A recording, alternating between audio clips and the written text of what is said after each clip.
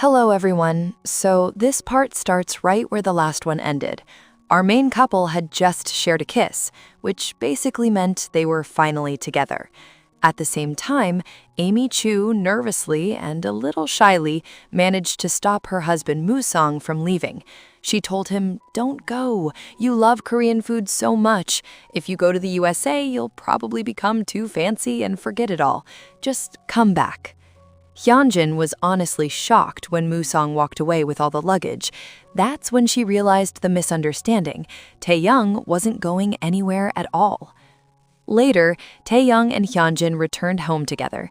Taeyoung told her that it was actually a good thing she came to stop him, but even if she hadn't, he would have come to her himself. He said he felt miserable in that empty apartment. His whole life, he had lived in lonely houses where no one waited for him, but living with Hyunjin and Wooju felt like getting a completely new life. Their smiles, Hyunjin scolding him over little things, and Wooju's laughter filling the house, those were the things that made him truly happy. Now that they were finally together, they sat down and ate noodles. Taeyoung was acting extremely lovey-dovey. He insisted he could eat with one hand because he simply didn't want to let go of Hyunjin's hand. The next day, Hyunjin met Yoonsung and cleared everything honestly. She told him she used to like him and even had a crush on him before, but now she liked someone else.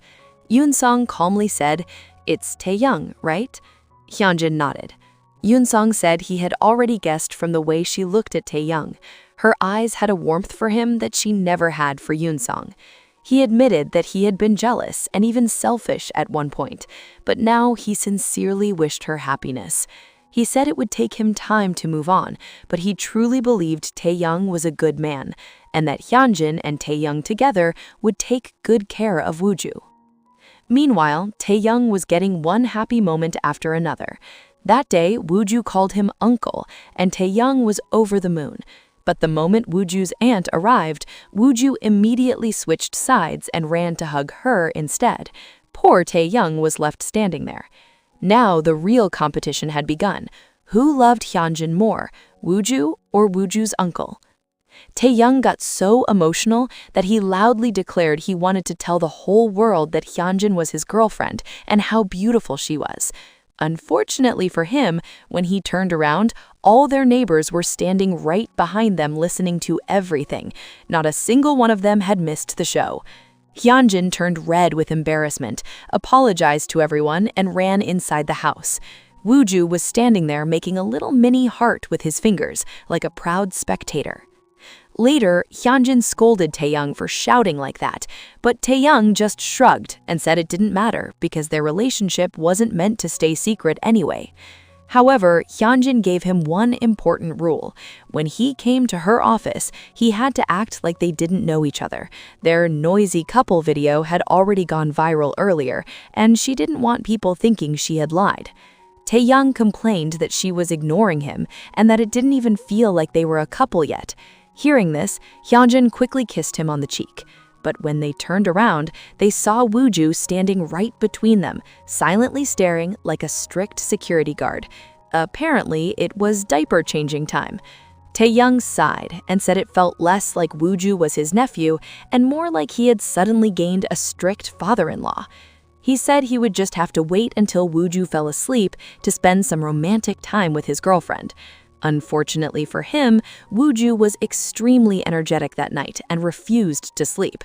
In fact, while trying to put Wooju to sleep, Taeyoung and Hyunjin almost fell asleep themselves first.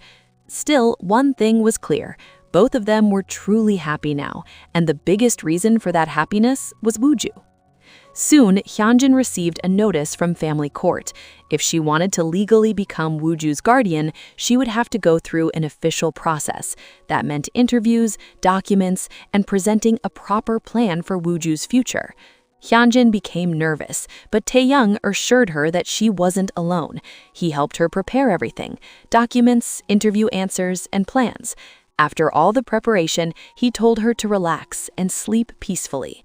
To cheer everyone up, they also planned a small outing that weekend because they hadn't gone anywhere in a long time. But, of course, nothing goes smoothly in their lives. On the way, they got lost because Wooju accidentally kicked the map out of Hyunjin's hands and changed their route. Eventually, they reached a restaurant hungry and tired, only to realize kids weren't allowed there. Hyunjin scolded Taeyoung again for the whole situation. Despite that, they continued their outing, took lots of photos, and Wooju had a great time. Seeing Hyunjin still a little nervous about the upcoming interview, Taeyoung gave her a 4-leaf clover for good luck. He joked that he already had 2 lucky clovers, which is why he was lucky enough to have Hyunjin as his girlfriend. Everything seemed perfect, until something scary happened. While returning home, they stopped at a rest area to change Wooju's diaper. Taeyoung went to the car to look for something, and for just a moment, Hyunjin's grip on Wooju's hand loosened. When she looked again, Wooju was gone. Both of them panicked, but Hyunjin was completely terrified. They searched everywhere, asked people around, and finally informed the management office so they could make an announcement. A short while later, they received a call that Wooju had been found. When they rushed to the security room, they saw a middle-aged woman sitting there with Wooju. She scolded them for being careless and warned them never to let go of a child's hand in crowded places. Hyunjin was so shaken that she felt like she had almost lost the most precious thing in her life.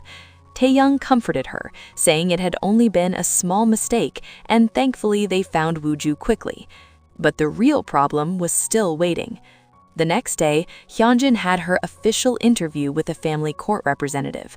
Taeyoung waited outside, but when Hyunjin entered the room, she was stunned. The representative was the same woman who had found Wooju the day before. Their first impression had already gone terribly wrong. During the interview, Hyunjin explained everything, how sometimes she was late from work and neighbors or Wooju's uncle helped pick him up, and how they all took care of him together. Then Taeyoung was called inside too. They checked his background and discovered that his father was a criminal who was still in prison and even tried to steal Wooju's insurance money. Both Hyunjin and Taeyoung tried their best to explain that people learn from mistakes and that they were truly responsible for Wooju, but the representative remained very strict. Finally, she announced her verdict. According to her verdict, both Hyunjin and Taeyoung were unfit to become Wooju's guardians. And just like that, their world turned upside down. For Hyunjin, life without Wooju felt impossible. So the officer had declared Hyunjin and Taeyoung unfit to be Wooju's guardians. But she also said that this wasn't the final decision yet. They still had one chance. Their house would be visited for inspection, more details would be collected, and only after that would the court give the final verdict. Still, the situation was risky because that same officer had to submit the report and investigation to the court, and in her eyes, they were already unfit. When Hyunjin and Taeyoung shared this news with their neighbors, everyone became worried. They felt really bad for Hyunjin, who immediately went into her room completely disappointed. But after a while, she gathered her courage and told herself that she would never give up on Wooju. Later, they found out that on the day of the house inspection, Taeyoung wouldn't be able to reach home on time, so only Hyunjin would be there. Taeyoung apologized and said he really wanted to be with her during such an important moment, but would arrive a little late. That day, Hyunjin went to pick Wooju up from daycare. Whenever she picked him up herself, Wooju would become extra happy. They returned home together. The next day, Taeyoung helped her clean the entire house. Everything was perfectly arranged before he left for work. Even though the house was sparkling clean, Hyunjin was still very nervous. While checking on Wooju, she realized he had a slight fever because the weather was changing. Even though it was a normal seasonal flu for kids, Hyunjin got extremely worried. She checked the fridge for medicine, but saw that it had finished. She called the neighbor Nam for help, but she wasn't home either. Still, she suggested checking the first aid box for something useful. At that time, Hyunjin had opened the windows and doors to let the strong disinfectant smell out of the house, and in the few moments she was distracted looking for medicine, Wooju walked outside. He got a small injury near the door. And unfortunately, that exact moment is when the officer arrived for the house inspection. Hyunjin's luck once again turned terrible. Her second impression became even worse than the first. The officer spoke very harshly. She said neglecting a child or being absent when the child needs help is a form of child abuse. Immediately, she called the police and child safety officers. They separated Hyunjin and Wooju and informed her that until the investigation was complete, the child would be taken into custody. Hyunjin completely lost control. She ran behind the vehicle, crying in the middle of the street, while the neighbors watched helplessly. When Tae-young returned from work and heard everything from the neighbors, he immediately rushed to the investigation office. Hyunjin was in shock. She kept crying and saying that she had only been distracted for a moment, and maybe she really wasn't a good guardian for Wooju. Tae-young comforted her, and their neighbors also supported her. One of the elderly grandmothers called Hyunjin to her house because she hadn't eaten for 2 days. The grandmother told Hyunjin that life is not always made by blood. The man who lives with her, whom everyone thinks is her son, is actually her son-in-law. Her daughter had passed away years ago, and since then he stayed with her, even though she had no one left. She told Hyunjin that life always has ups and downs, and children sometimes get small injuries. She encouraged her not to lose hope because she would definitely get Wooju back. Gathering courage, Hyunjin and Tae-young went to the child safety office and gave them all the details about Wooju, his sleeping time, his favorite toy, what irritates him, and even which diaper brand doesn't cause him rashes. Seeing how detailed and caring they were, the officers started thinking that a couple who truly abused or neglected a child would never behave like this. Tae-young then promised Hyunjin that when the officers visited their house again, they would be fully prepared. This time, they arranged the house perfectly for Wooju, installing baby cameras, safety protections everywhere, and even fencing parts of the house. Their neighbors helped them with everything. Their biggest help came when the neighbor mom called Hyunjin and said that their phone conversation from that day was recorded. It clearly showed that Hyunjin was actually searching for medicine for Wooju and sounded worried and almost crying. This proved she had never neglected him. Meanwhile, when Yeon-sung heard about the situation, he also wanted to help quietly. He contacted a lawyer friend who was an expert in such cases and asked him to file a petition. The lawyer prepared an extremely strong petition, including evidence and signatures from many people, Wooju's daycare teacher, neighbors, and others who interacted with him.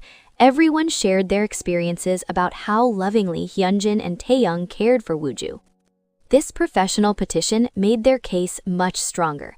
When the investigation was finally completed, it became clear that Hyunjin was not an abuser at all. Soon, Wooju was returned to her. The officers also visited their house, took photos, checked all safety measures, and reviewed the petition. They even noticed how Wooju's behavior had changed due to the temporary separation, which proved how emotionally attached he was to them. All of this confirmed that Hyunjin and Tae-young truly cared for him and deserved to be his guardians. When Wooju returned home, Hyunjin and Tae-young were overwhelmed with happiness. After everything he had gone through, Wooju immediately fell asleep in his own home, as if he hadn't slept peacefully for days. The next day was their court hearing. Their neighbors even came to support them. Finally, the court announced the decision. There could be no better guardian for Wooju than Hyunjin. And just like that, Wooju officially became theirs legally. When they came outside and shared the news with the neighbors, everyone celebrated. For them, Wooju was their entire world. Life slowly returned to normal. Tae-young admitted that he once thought he could never be responsible for anyone, but now he couldn't imagine life without Hyunjin and Wooju. They decided that Wooju should sleep in his parents' room instead of alone, since he was becoming emotionally stable. There was a big photo of Wooju's parents there, and Tae-young suggested placing a smaller photo of the three of them together beside it. Hyunjin smiled and asked if he realized what that meant, that they would stay together for life. Tae-young hugged her and said that was exactly his biggest wish. The next day at the office, Hyunjin met Yeon-sung, who told her he would soon move to the USA because their company had opened a new branch there. Before he left, however, Wooju's second birthday was coming up. When Hyunjin and Taeyoung realized there were only 10 days left, they became both excited and nervous. Taeyoung said this was the first birthday he would celebrate with Wooju as his uncle, so he wanted it to be unforgettable. He handled the venue and decorations with his friends, while Hyunjin planned the menu. Their neighbors also joined in enthusiastically. Some volunteered for cooking, some for entertainment, and even the neighbor mom baked the birthday cake herself. Hyunjin wrote a beautiful message for Wooju on the cake. Finally, the big day arrived. Wooju was dressed beautifully, and Hyunjin and Taeyoung both wore white outfits. They truly looked like Wooju's parents. All their close friends came. Amy Chu also attended and even gifted Wooju a gold ring. They also discovered that the neighbor everyone thought was jobless was actually a high-ranking officer taking a break. Yunsung also arrived, bringing Wooju a big toy car. The decorations were wonderful, everyone brought gifts, and the atmosphere was full of love. Before Wooju could even cut the cake, the kids created some playful chaos and the celebration started early. Everyone laughed and enjoyed the moment while remembering how this whole story had started. Then Amy suddenly felt a little unwell, and it was revealed that there was going to be a new baby in her life too. And just like that, the story reached its happy ending. All thanks to a little baby named Wooju who turned two enemies into lovers. Thank you for watching. Bye-bye.